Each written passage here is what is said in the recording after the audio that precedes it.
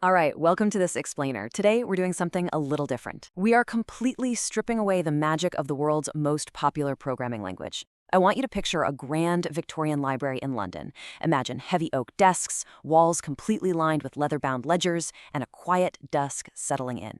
You know, the kind of place where code quality isn't just some vanity metric, it's an unspoken objective. Craftsmanship is literally the only thing that matters here.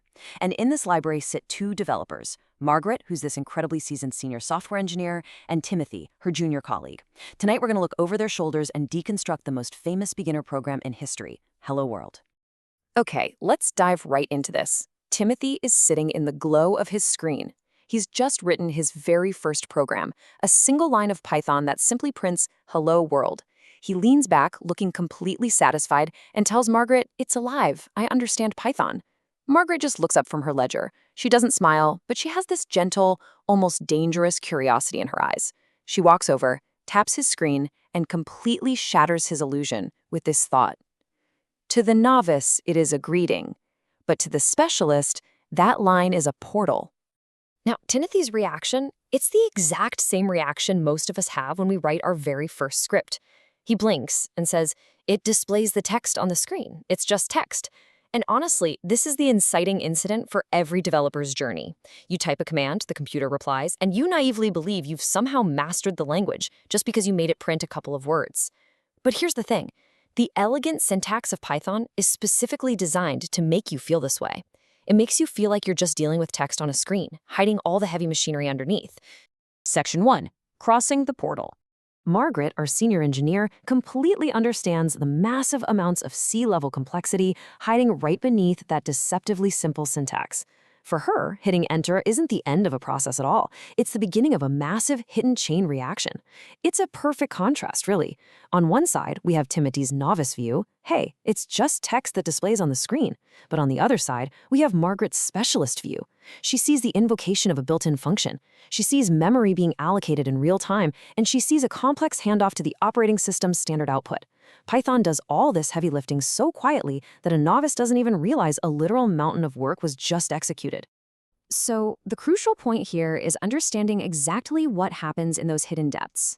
When Timothy pressed enter, he triggered 3 immediate actions. Step 1, he invoked a built-in function. Step 2, memory was immediately allocated for it. And step 3, control was handed over to the Python interpreter to cross a major boundary straight into the operating system.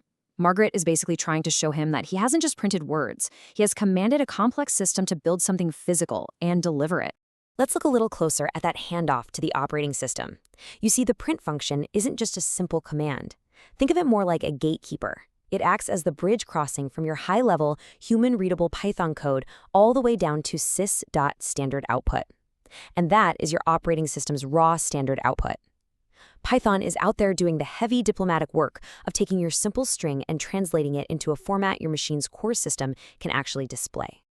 Section 2, Anatomy of an Object. So if print is the gatekeeper, what exactly is it guarding? Well, we really need to stop looking at Hello World as an abstract concept or just raw data. We need to start seeing it as a complex, physical entity. In Python, that text isn't just floating around in the void. It is a string object. It's a fully formed entity actively living in your computer's RAM. It has literally been born into the system, and it has its own unique characteristics that define its existence within the machine. To truly grasp this, let's break down the components of this string object. As Margaret points out in her notes, this object lives securely in the computer's RAM. It's a fully formed string object. And most importantly, it gets assigned its own unique identity number. Think of it almost like a digital fingerprint. And it is strictly monitored by a reference count. That reference count is absolutely crucial. It's how Python keeps track of who is actually using the object, so it knows exactly when it's safe to destroy it and free up space. You aren't just typing words, you're constructing a living, highly monitored structure right inside the computer's memory. Section 3, Memory Geography, Stack versus Heap. So if we're constructing these physical entities, where exactly do they live? To really get into the specialist mindset, we have to map out the internal geography of the computer's memory. Because it's not just one big bucket of space, right? There are distinct regions with very distinct purposes.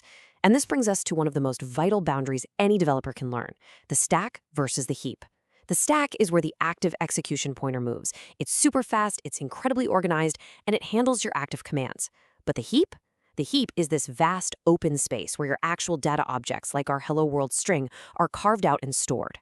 Understanding this boundary, really knowing that your active instructions on the stack are pointing to physical objects carved into the heap, well, that is exactly what transforms a novice into a master. Section 4. The Specialist's Mindset. Let's zoom back out to the macro level for a second. You might be wondering, why go through the trouble of conceptualizing all this when the code already works fine? Well, because getting a grip on this hidden world is literally the difference between writing code that merely runs and writing code that scales beautifully under heavy pressure. The sheer power of the specialist mindset lies in tracking resources. Master developers don't just memorize syntax. Because they understand exactly how Python allocates objects, they can actively prevent memory leaks that would otherwise completely crush their programs. They know how to optimize variable reuse to make their applications blazing fast. And it perfectly sets the stage for advanced, complex concepts like deep versus shallow tracking. They aren't just giving instructions anymore. They are actively managing the physical resources of the machine. And that brings our narrative full circle, right back to that heavy, quiet atmosphere of the Victorian library. Margaret hands Timothy a fresh notebook, knowing his entire perspective has forever changed. She tells him, the journey begins when you realize that in Python, nothing is just text, and every line contains a hidden world. She has successfully guided him right through the portal. Which leaves us with a pretty critical question to ask ourselves about our own work. Every time you write a line of code, every single time you press enter, you have a choice in how you view your craft. Are you just memorizing syntax to get the job done, or are you actively tracking the hidden world beneath the surface? The portal is right there on your screen, waiting for you to cross it.